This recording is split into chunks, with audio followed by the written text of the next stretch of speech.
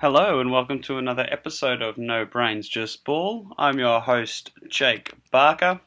Today on the show we're going to be covering what's happened over the last week in the NBA from the 4th of April all the way through to the end of the season, the 11th of April. Going to be covering some of the win-loss records for some of the teams, whether the standings have changed a bit going into the playoffs, and then some news that's happened throughout the past week in the NBA world.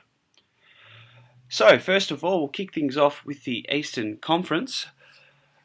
At the start of the last week of the season, we had Toronto, Boston, Cleveland, Philly as your top four, followed by Indiana, Miami, Washington, and Milwaukee.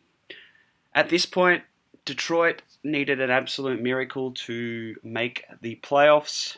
The bottom half of the Eastern Conference is as follows: Detroit, Charlotte, Chicago, New York, Brooklyn, Orlando, and Atlanta. That was the standings from the start of the last week. Let's start with the bottom. We'll go from bottom to top today. Atlanta last week played 4 games, split the last week going 2-2, had good wins against both Washington and Boston. May have been tanking, but still very good wins. Moving up, Orlando had 5 games in the last week, going 2-3, finishing with the record of 25-57, 1 game ahead of Atlanta. Brooklyn had a good finish to the season, going 3-1, 3 games ahead of Orlando at 28-54. And with that good week has pushed them back up into 12th position. The New York Knicks, who were next in the standings, went 2-2 last week. They were 29-53 at the end of the season. They moved up to the 11th spot, just behind Charlotte. But before we get to Charlotte, we had Chicago, unfortunately, went 0-4 in their last week at 27-55 and dropped back all the way to the 13th position. Can kind of see what they're doing there. Hint, hint, nudge, nudge. Then, as I said, Charlotte didn't move in the standings over the last week. Couldn't really go up or down. Finished 2-1 with a couple of good wins against Indiana and Orlando, finishing 36-46 in the 10th position. Detroit needed a perfect week in the last week and they just couldn't do it.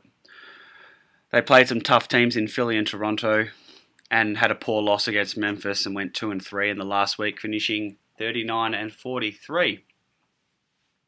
Unfortunate for Detroit fans. Hopefully next year you'll be able to use Blake Griffin and Drummond for the whole season and be able to sneak in next year.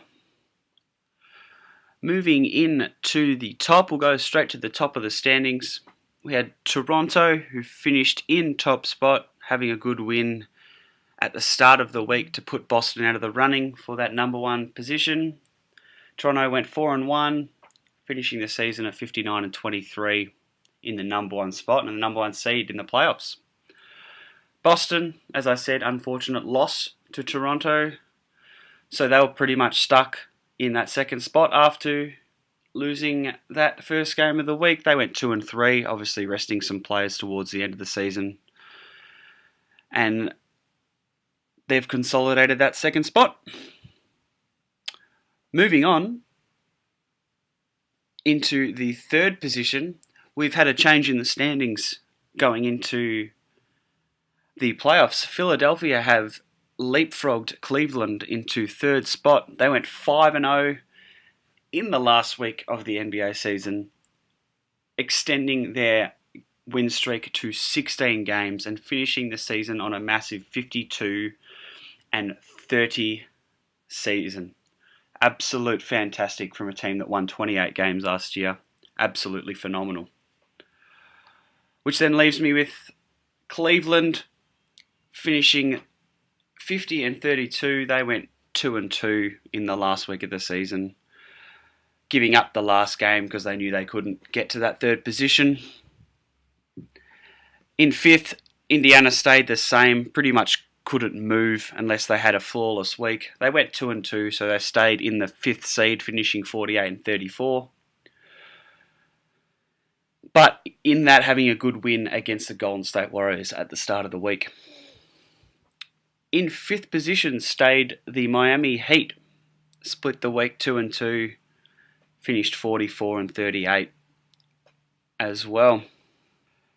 Another little shift in the standings. We had Milwaukee jump the Washington Wizards. They went 2-2, finishing at 44 and 38 like Miami. And as I said, Washington had a poor week in the end, finished the season 1-3 in the last week, and ended the year in the 8th seed at 43 and 39. So just rounding out the top 8 and the top teams that will play in the NBA playoffs this season. Toronto is the 1 seed, Boston is the 2, Philadelphia is the 3, Cleveland is the 4 seed, Indiana at 5, Miami at 6, Milwaukee in the 7th seed, and rounding out the 8 is Washington. So it's not a bad playoff series. I'll get more into that a bit later when it comes to revealing who's going to be playing who. Moving on to the west side of the standings, it was actually a huge week in the west side. Lots of movement, lots of change, as we discussed last week. On the show, there was room for a whole lot of teams to get in to the playoffs, and a whole lot of chance for teams to move up and down the standings throughout the week. But beginning with the bottom, Phoenix ended up finishing on the bottom of the table, having a good win against Dallas to end the season. They ended the season at 21 and 61. They will have the best chance at receiving the number 1 pick. Closely followed by Memphis. Unfortunately, a poor season. Finished the season on 22 and 60 with 1-4 in their last week. Dallas did their best to get lower than Memphis, but Memphis weren't having it. Lost their last 4 games in the last week, and they finished on 24 wins and 58 losses. Sacramento had a positive week, finished 2-1, had a good win against Houston in their last game, all being that Chris Paul and James Harden didn't play, but still a good win for them. The Lakers in the end couldn't move up or down in the standings throughout the last week. They had a 5-game week and finished 35 and 47, 2-3 in the last week. Had good wins against the San Antonio Spurs and the LA Clippers. Moving into the LA Clippers did finish in 10th, having a very, very poor last week of the season. The last 4 games of the season included Utah, Denver, New Orleans, and LA, but those 3 first games were going to determine if the Clippers could even have a chance of making it. But in the end, they didn't. They lost all 3, and they lost against the Lakers, so they went 0-4 in the last week, finishing at 42 and 40 and in the 10th position. Moving on, we'll get into this game a little bit later, but Denver, unfortunately, after having such a good week in the last week of the season, they went 3-1 in the last week, but that one was the one that cost them. The very last game of the season, Denver played Minnesota, and the game was to determine who would make the NBA playoffs. It was a huge game. I've never seen a game like it, where virtually the last game with two teams would determine who would make it. I've never heard of that in the NBA before. But unfortunately for Denver, they did lose in overtime. So another crushing season for them. Hopefully they'll pick up the pieces and give it another red hot crack in the 2018-2019 season. So well done to Denver, but unfortunate for them. We'll move straight to the top, just like we did with the Eastern Conference. Houston Rockets had sewn up the number 1 seed in the previous week, finishing 65-17 on the year. They had a pretty cruisy week. They did go 2-2, but they did lose their last game to Sacramento. As I mentioned before, Paul and Harden weren't playing. Golden State, pretty poor week actually. They went 1-3, losing to Indiana, New Orleans, and Utah. Their only win coming against the Phoenix Suns in Phoenix. Their record was 58-24, so they couldn't move from that second position, so they may have taken that last week a little bit easier than they would have normally. Portland just clinched on to the last... Sorry, what am I saying? They clinched on to the 3rd seed just. They did have a poor week, but their game against Utah in the very last game of the season would determine who would finish in that 3rd spot, and they were clutch. They were at home, they got the job done, and Portland are playing a home series in the first round of the playoffs, which they'd be absolutely stoked about. Coming in the 4th position, and who clinched home series in the first round as well, is the Oklahoma City Thunder. They finished the season in the last week really well, went 3-0, had wins against Houston, Miami, and Memphis to round out the year. A lot of people are not happy about Russell Westbrook padding his stats towards the end of the season, having a ridiculous 20 rebound game to get a triple-double season against Memphis in that last game. But we'll move on from that. Utah, though having a great week at 3-1, that one cost them the 3rd seed in the West. And unfortunately, they've dropped to the 5th seed. They've had a great year. They went 48-34, so another great year from them. A jump in the standings over the last week. Probably the team going into the playoffs with a lot of confidence behind them is the New Orleans Pelicans. I did say they would miss out, I believe. And oh, how wrong I was. The Pelicans went 5-0 in the last week of the season, moving all the way up to the 6th seed at 48-34, getting wins against the likes of the Golden State Warriors, the LA Clippers, San Antonio, and then a couple of cheapy wins against Memphis and Phoenix as well. So they've done fantastically well and go into the playoffs with a lot of confidence. The 7th seed, thought they'd finish in the top 4, but they've dropped all the way to 7, unfortunately. San Antonio Spurs finished in 7th, went 2-2 in their last week of the season, having losses to the Lakers, unfortunately, and losing their last game against the Pelicans, which was another huge game to determine who would finish where.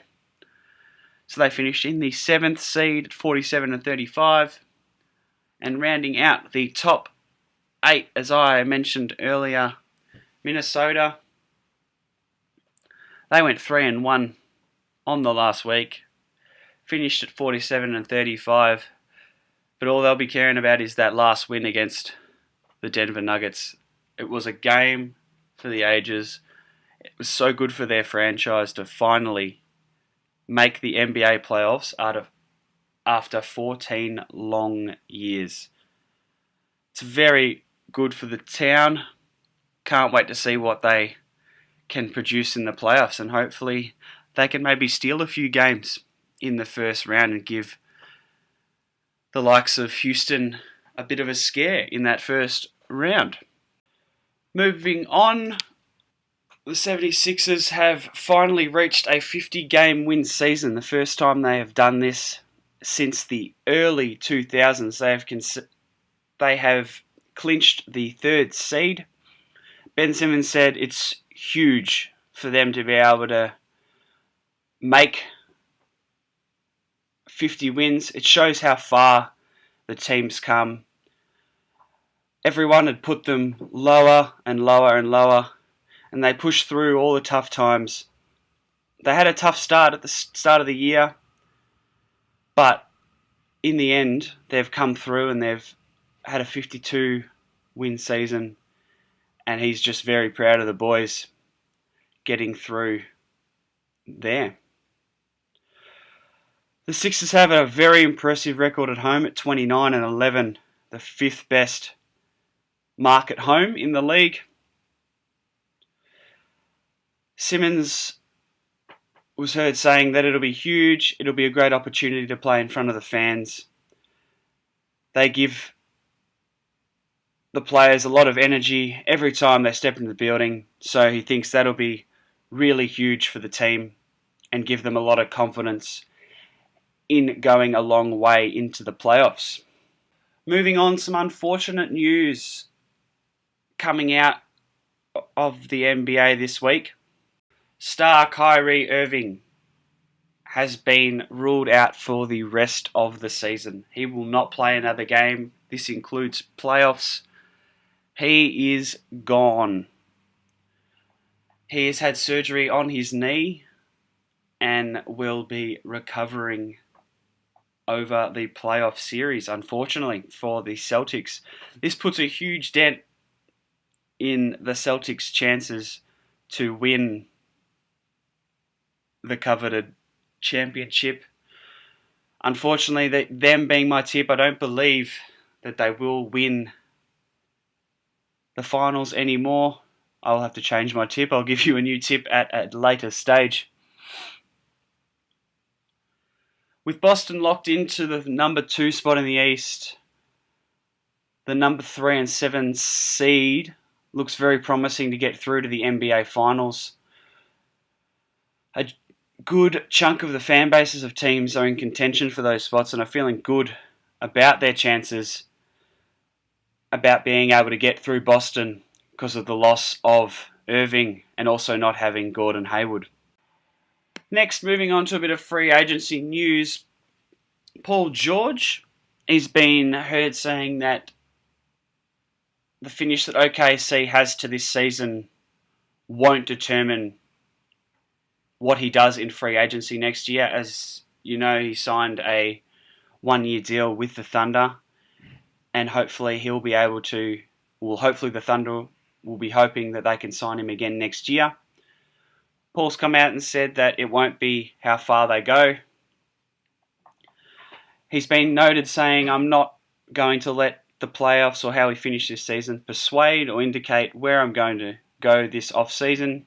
I'm going to put everything into this, and again, I can definitely see myself being here." So that's positive signs for the OKC Thunder. He then went on to say, "This is the year one for this group," he said. "We've got a chance to win it all, but realistically, it takes time for these things to build and chemistry to mesh. Just for everybody to be on the same page. It was just an opportunity to see what it's like being here and to naturally fall in love with it. And it's been that. It's been a lot of love here. I've been happy here. I've been happy with the organisation, happy with my teammates. Our record is not what we want it to be, but I think I've enjoyed just learning and being around these guys." To me, all of that says that he is going to stay next year. I think if the Thunder put a reasonable deal up to Paul George, he is going to be at the Oklahoma City Thunder in the 2018-19 season. Moving on, a bit of happy news for the Lakers. The Lakers are actually honouring Elgin Baylor with a bronze statue outside the Staples Center. Baylor joins the likes of Magic Johnson, Kareem Abdul-Jabbar, Jerry West, Shaquille O'Neal, Chick Hearn, a play-by-play announcer, as the 6th Laker to be honoured with a statue outside Staples Center. The 16'9" statue was unveiled after playing a tribute video, and former players delivered speeches honouring Elgin Baylor, the legend.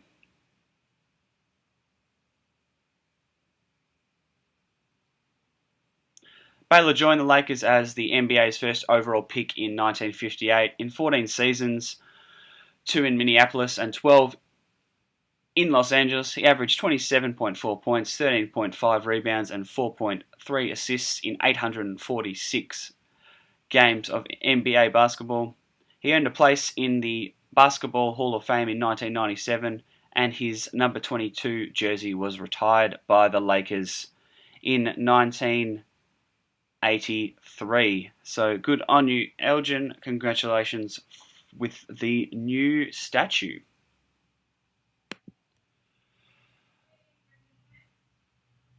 Moving on to some injury news, Joel Embiid had that orbital eye fracture.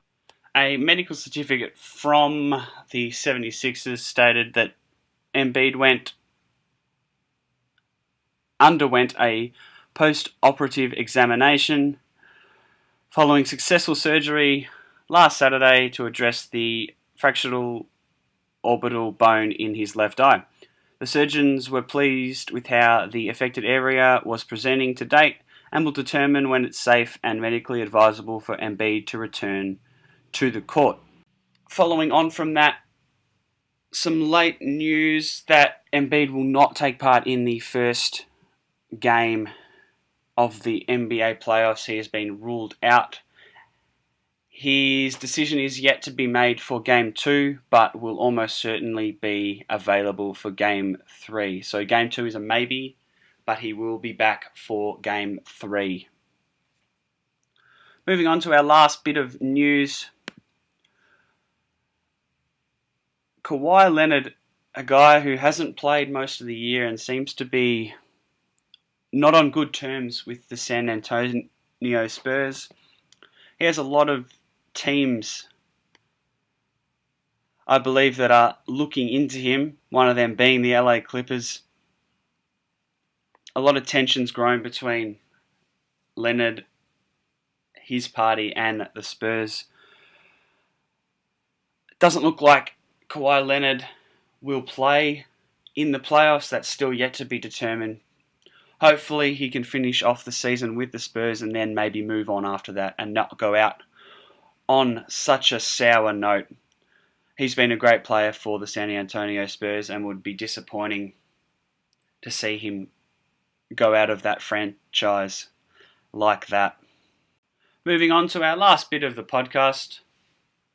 Just going to go through the East playoffs and the West playoffs for the upcoming series. We'll start off with the East. The 1 seed, the Toronto Raptors, will take on the Washington Wizards. The winner of this series will play the winner of the Cleveland Cavaliers, the 4 seed, or the 5th seed, the Indiana Pacers. In the 3rd seed, we have the Philadelphia 76ers taking on the Miami Heat. And the winner of this is to play the winner of the Boston Celtics and the Milwaukee Bucks. A good side of the draw to be on, in my opinion. Moving on to the West. In the 1 position we have Houston. They'll take on the very lucky Minnesota Timberwolves, who snuck into that 8th spot. In the 4th position, we have the Oklahoma City Thunder, who will be taking on the Utah Jazz. The winner of those two to play each other. In the 3rd seed, we had the Portland Trail Blazers, who will take on the New Orleans Pelicans in a fantastic series, I believe. And the winner will take on the winner of Golden State versus San Antonio Spurs, one for the ages. Would have been a fantastic series back in the day. Hopefully it lives up to the name. As always, thanks for listening to our podcast, and don't forget to follow us on Twitter at NBJBpod and also on SoundCloud as No Brains Just Ball. Thanks for tuning in, and our next podcast will be a preview of all the matchups that are coming in the NBA playoffs. Thanks for listening, and we'll see you then. Bye.